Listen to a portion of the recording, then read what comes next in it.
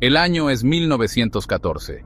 Europa, un tapiz de imperios y alianzas, se encuentra al borde de un precipicio. El nacionalismo corre por las venas del continente, una potente mezcla combinada con ambición imperial y sed de poder. Las grandes potencias, cada una aferrada a su intrincada red de tratados, se miran con recelo. Alemania, un gigante industrial en ascenso, se irrita contra el orden establecido, mientras que Gran Bretaña, dueña de los mares, guarda celosamente su dominio global. Francia, todavía dolida por su derrota en la guerra franco-prusiana, anhela el regreso de Alsacia-Lorena. Rusia, extensa y poderosa, se posiciona como protectora de los pueblos eslavos. El Imperio Austrohúngaro, un mosaico de etnias e idiomas, lucha por mantener su frágil unidad.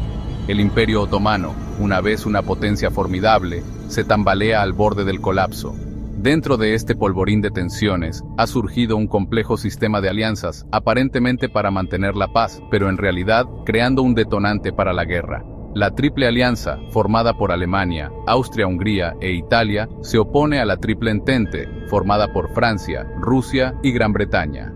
Estas alianzas, concebidas como elemento disuasorio, resultarán ser una trampa fatal. Como un castillo de naipes, el delicado equilibrio de poder en Europa está a punto de romperse. La mecha se enciende en los Balcanes, una región que hierve a fuego lento con conflictos étnicos y religiosos. El 28 de junio de 1914, el archiduque Francisco Fernando, heredero al trono austrohúngaro, y su esposa, Sofía, son asesinados en Sarajevo, la capital de Bosnia. El asesino, Gavrilo Princip, es un joven nacionalista serbio, impulsado por el sueño de un Estado eslavo del sur unificado. El asesinato envía ondas de choque a través de Europa, destrozando la frágil paz. Austria-Hungría, decidida a aplastar el nacionalismo serbio, emite un ultimátum a Serbia, una pequeña nación con poderosos aliados. El ultimátum está deliberadamente diseñado para ser inaceptable, con el objetivo de provocar una guerra que Austria-Hungría cree que puede ganar rápidamente. Serbia, respaldada por Rusia, se niega a cumplir con todas las demandas. El 28 de julio de 1914, Austria-Hungría declara la guerra a Serbia, desencadenando una reacción en cadena que sumergirá a Europa y al mundo en el abismo de la guerra.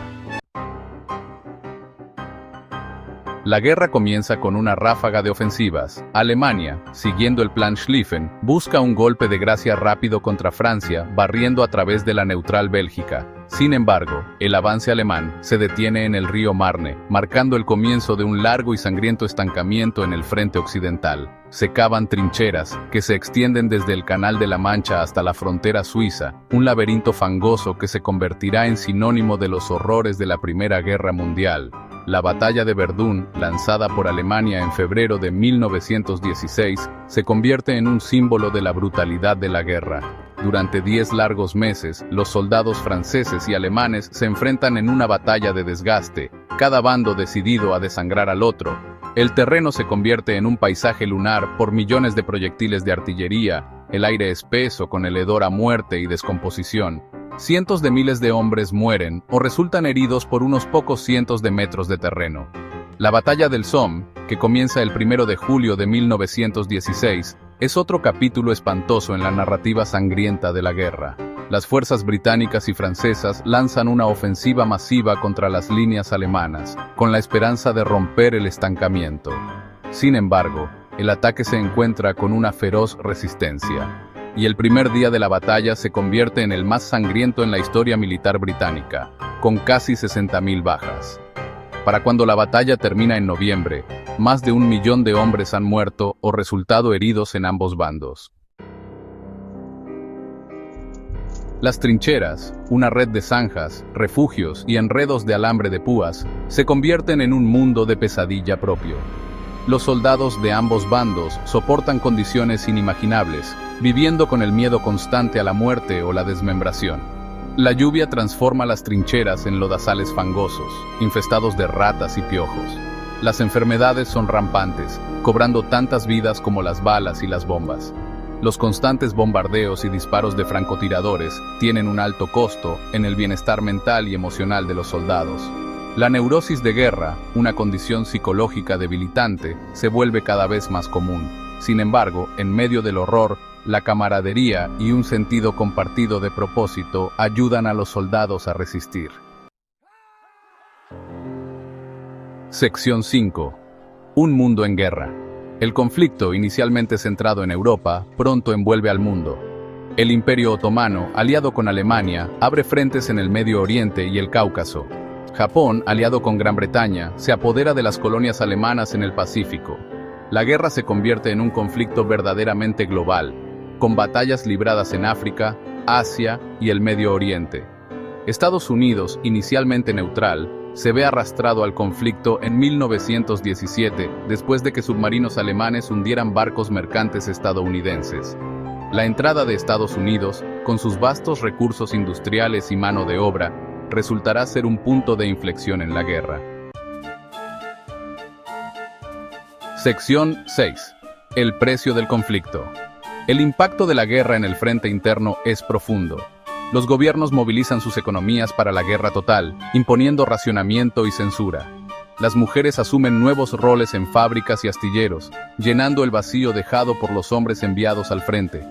El esfuerzo bélico consume vastas cantidades de materias primas, lo que lleva a la escasez y la inflación. El costo humano de la guerra es asombroso. Millones de soldados mueren o resultan heridos, dejando innumerables familias destrozadas. La guerra también se cobra la vida de millones de civiles, víctimas de enfermedades, hambrunas y genocidio. El genocidio armenio, perpetrado por el Imperio Otomano contra su población armenia, es un ejemplo particularmente horrible de la brutalidad de la guerra. Sección 7. El silencio, cae, el armisticio. Para 1918, después de 4 largos años de guerra, ambos bandos están exhaustos. Alemania, enfrentando crecientes bajas y recursos menguantes, está al borde del colapso. Las potencias aliadas, reforzadas por la entrada de Estados Unidos, lanzan una serie de ofensivas que finalmente rompen la espalda del ejército alemán. El 11 de noviembre de 1918, a las 11 de la mañana, se firma un armisticio en un vagón de ferrocarril en el bosque de Compiègne, Francia. Las armas se callan y el mundo se regocija por el fin del derramamiento de sangre. Pero la paz que sigue será frágil, atormentada por los fantasmas de los caídos y las tensiones no resueltas que llevaron a la guerra. Sección 8. El tratado y sus descontentos. En 1919, las potencias aliadas victoriosas se reúnen en París para negociar un tratado de paz. El Tratado de Versalles, firmado el 28 de junio de 1919, 5 años después del asesinato del archiduque Francisco Fernando, pone fin oficialmente a la guerra. Sin embargo, los duros términos del tratado, en particular las fuertes reparaciones impuestas a Alemania y la cláusula de culpabilidad de guerra, siembran las semillas del resentimiento y la inestabilidad que contribuirán al estallido de la Segunda Guerra Mundial 2 décadas después. La guerra reforma el mapa de Europa. A medida que los imperios se derrumban y nacen nuevas naciones, Austria-Hungría se disuelve, reemplazada por los estados independientes de Austria, Hungría, Checoslovaquia y Yugoslavia. El Imperio Otomano se desmantela y gran parte del Medio Oriente se coloca bajo mandato europeo. Sección 9. Cicatrices en el mundo. La Primera Guerra Mundial deja una marca indeleble en el mundo. Políticamente conduce al surgimiento de regímenes totalitarios en Alemania, Italia y Rusia. Económicamente marca el comienzo de una era de inestabilidad y depresión. Socialmente destruye el viejo orden, desafiando las nociones tradicionales de clase, género e identidad nacional.